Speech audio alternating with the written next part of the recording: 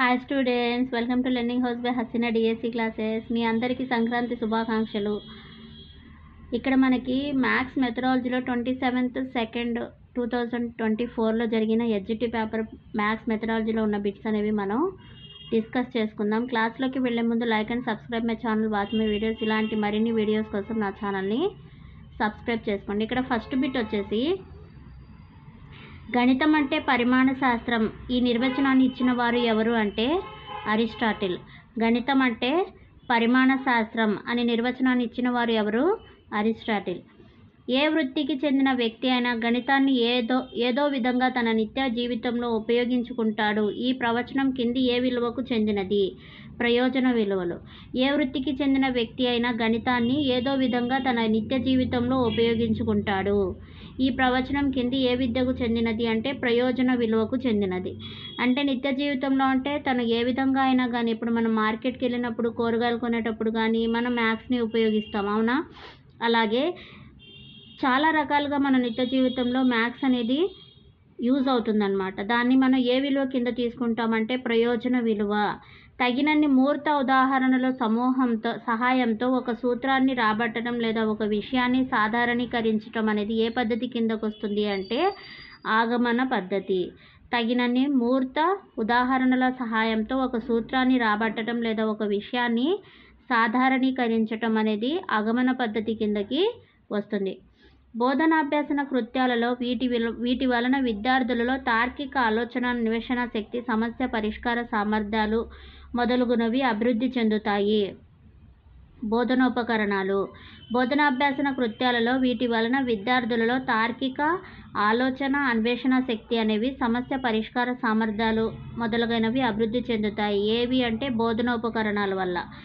విద్యా ప్రణాళికలోని పాఠ్య విషయాలను ఒకదానితో ఒకటి అనుసంధానించి బోధించటం అనేది సహసంబంధం కిందకు వస్తుంది. విద్యా ప్రణాళికలో పాఠ్య విషయాలను ఒకదానితో ఒకటి అనుసంధానించి బోధించడం అనేది సహసంబంధం కిందకి వస్తుంది. యూనిట్ పాఠ్యపథక నమూనాను ప్రతిపాదించిన వారు ఎవరంటే ప్రొఫెసర్ మోరిసన్. యూనిట్ పాఠ్యపథక నమూనాను ప్రతిపాదించిన వారు ఎవరు అంటే ప్రొఫెసర్ మోరిసన్.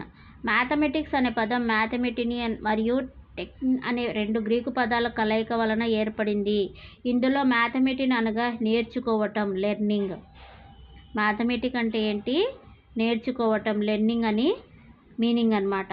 హేతువాదం ద్వారా గణిత విద్యార్థుల్లో ఈ క్రింది విలువలను పెంపొందిస్తుంది. హేతువాదం అనేది ఏ విలువలను విద్యార్థుల్లో పెంపొందిస్తుంది అంటే క్రమశిక్షణ విలువలని విద్యార్థుల్లో పెంపొందిస్తుంది అన్నమాట, డెవలప్ చేస్తుంది. విద్యార్థి సామాన్యం నుండి ప్రత్యేక అంశానికి, అమూర్తం నుండి మూర్త లక్ష్యానికి, సూత్రం నుండి ఉదాహరణకు వెళ్ళే పద్ధతి ఏది అంటే నిగమన పద్ధతి. విద్యార్థి సామాన్యం నుండి ప్రత్యేక అంశానికి, మూర్తం నుండి అమూర్తానికి, సూత్రం నుండి ఉదాహరణకు వెళ్ళే పద్ధతి ఏది అంటే నిగమన పద్ధతి.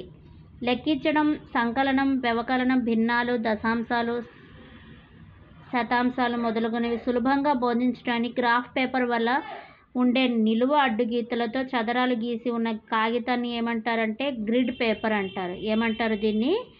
గ్రిడ్ పేపర్ అని అంటాం. లెక్కించటం కానీ, సంకలనం, వ్యవకలనం, భిన్నాలు, దశాంశాలు, శతాంశాలు మొదలగునవి సులభంగా బోధించడానికి గ్రాఫ్ పేపర్ వల్లే ఉండే నిలువ అడ్డుగీతలతో చదరాలను గీసి ఉన్న కాగితాన్ని మనం ఏమంటాము? గ్రిడ్ పేపర్ అని అంటాం అన్నమాట. ఓకేనా? ఇక్కడ మళ్ళీ మనకి చాలా వరకు బిట్స్ అనేవి రిపీటెడ్గా అడగటం అనేది జరుగుతుంది. ఇక్కడ ఒక విద్యా సంవత్సరంలో ఒక తరగతికి సంబంధించిన లక్ష్యాలను సాధించడానికి గల కార్యక్రమాల ప్రణాళిక ఏది అంటే వార్షిక ప్రణాళిక. ఒక విద్యా సంవత్సరంలో ఒక తరగతికి సంబంధించిన లక్ష్యాలను సాధించడానికి గల కార్యక్రమాల ప్రణాళిక ఏది అంటే వార్షిక ప్రణాళిక అంటే year plan. Regional institute of education Mysore వారు ప్రతిపాదించిన పాఠ్యపథక నమూనా వెనుక సూత్రం ఏంటి అంటే వ్యవస్థాపక ఉపగమము. Regional institute of education Mysore వారు ప్రతిపాదించిన పాఠ్యపథక నమూనా వెనుక సూత్రం ఏంటి అంటే వ్యవస్థాపక ఉపగమం అంటే సిస్టమ్ అప్రోచ్ అన్నమాట. ఓకేనా?